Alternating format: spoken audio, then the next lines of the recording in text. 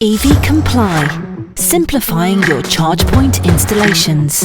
And just like that, it's the 9th of April, the end of the week, and here's your latest EV roundup brought to you directly from EV Comply. Starting this week's podcast with this question: is the lack of an effective national strategy for creating curbside charging infrastructure holding back EV adoption, particularly for businesses? Now, the current government approach to installing curbside charging means that 75% of the cost is met by a national fund and 25% is paid by local authorities. Now, each curbside charger costs around $2,500 to install, meaning local government needs to find £600 for every unit. Now, due to no strategy being in place, it could be that your work's offering you an EV car, but do you have the charging facility? It's definitely a problem and one that needs fixing quickly. So Porsche are very pleased down under. Yeah, that was supposed to be an Australian accent. Should we just move on? So a £200,000 all-electric Porsche is Australia's best-selling upmarket luxury sedan, and it launched only a month ago, so 4 weeks on sale, and it's already managed to outsell the zero-emissions Nissan, which is £50,000, and the Mercedes-Benz E-Class, which is £97,700. So it's doing extremely well, even with the hefty price tag. So it's all about the Porsche Taycan. Let's see how it does by the end of the year. Even though Nissan aren't holding up very well in Australia, they are still gearing up to launch a Juke-sized electric SUV across Europe and the UK. And apparently, it's going to continue to expand its EV lineup. So there's no stopping Nissan. Excitingly, Octopus Electric Vehicles has launched a new leasing company offering 100% electric salary sacrifice schemes.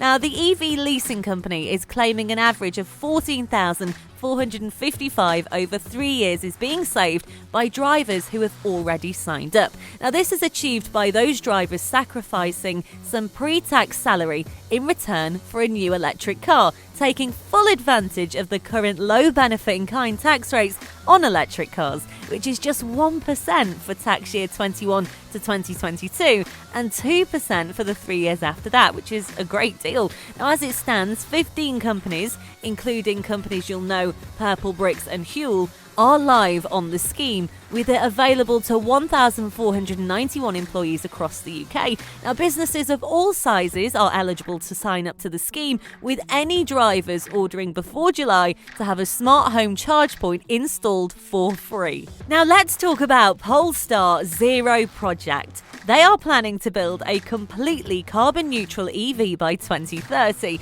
Now, electric cars are great because they operate without pumping any harmful emissions into the atmosphere. However, it is also true, as we know, that the manufacturing process for electric cars generally produces higher emissions compared to internal combustion cars, which does seem like a little bit of a contradiction. Now, this is where the Polestar Zero project comes in. The automakers have plans in place to offset the carbon emissions from manufacturing. The company isn't simply proposing to offset its manufacturing emissions by planting more trees or through other carbon credit activities. Rather, they are planning to eliminate the emissions altogether, like completely gone. We're not sure how they're going to do it. We're not sure they're sure either, but fingers and toes crossed that they manage to do it. As more EV cars enter the game, all that leaves to focus on is, of course, the marketing to ensure that they're being purchased. Now, Hyundai have gone about this very interestingly. They're pitching their new Ioniq 5 as being able to do more than the average EV. The car can supply up to 3.6 kilowatts of power, and they claim that that is enough to run appliances like fridges and stoves. Now, in a series of promotional videos on YouTube, they've really thought outside the box, and instead of telling people that the battery could run a fridge, they've decided to show them. They've also ran a camper van on a treadmill hooked up to the car's battery. They've listened to their favourite tunes on a bank of speakers, again, ran from the car battery. And they've even rustled up a roast chicken dinner in a portable oven. You guessed it, ran by the battery. Now, it's all part of a push by Hyundai to appeal to a younger audience as it plays catch-up in the EV market. In other news, MFG, the market-leading independent forecourt operator, has appointed Energy Assets Network, EAN, as an infrastructure partner to support the rollout of its nationwide ultra-fast EV charging network. It is a big contract. The company recently announced a £400 million investment that will see 3,000 ultra-rapid 150 and 350 kilowatt EV charge points installed at 500 sites across the UK by 2030. Now, EAN is a fast-growing independent distribution network operator and will be working alongside MFG to provide technical expertise to energise hubs.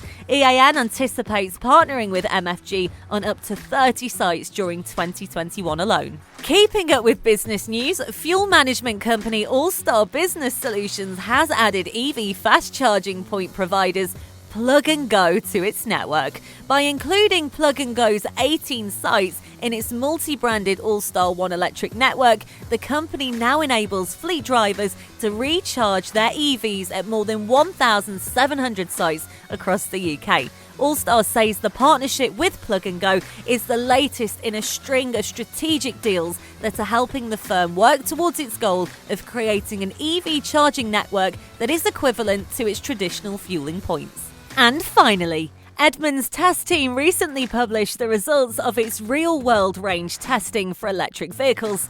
Notably, every Tesla the team tested came up short of matching the EPA's range estimate, and almost all other EVs tested met or exceeded those estimates. Now, that result, as you can likely guess, ruffled some feathers at Tesla's headquarters. Now, at the test track, they drove the 5 EVs at the common speed of 65 miles per hour, with the automatic climate control set to 72 degrees on all 5 cars. Audio was off and no accessories were plugged in. They then decided to rotate drivers in 1-hour shifts until the batteries were completely depleted. Now, once each vehicle's range estimate indicated 0 miles, they then measured how far it could go before coming to a complete stop. And the results were quite interesting. The Ford Mustang Mach-E extended range is 7.3 miles. The Tesla Model Y performance was 12.6 miles. Volkswagen ID4 came in at 12.9 miles. The Tesla Model 3 Standard Range Plus came in at 17.6 miles. And the Tesla Model 3 Long Range was 25.9 miles. So that's it. You are now in the know. From everybody here at EV Comply, we hope you have a fantastic weekend and we hope you join us next week for another EV update. Remember, you can catch this podcast and all previous podcasts via our website. That's ev-comply.com.